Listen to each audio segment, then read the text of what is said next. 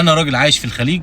النهارده تعالى اتفرج الناس بتتكلم ازاي، شايفين التنظيم عندكم عامل ازاي، شايفين عندكم ايه، شايفين الوضع عندكم عامل ازاي. لا عندكم كوره وتقول لي اهلي مين يا عم، وتقول لي زمالك مين يا عم. عنده حق من اللي بيشوفه، من المهزله اللي بيشوفها. والسبب الرئيسي في المهزله دي هو اتحاد الكوره، هم المسؤولين عن الكوره في مصر. لا اداره الزمالك ولا اداره الاهلي ولا اداره اسماعيلي ولا اداره اي حد. الاداره المسؤوله عن الكوره في مصر، واولهم وزير الرياضه.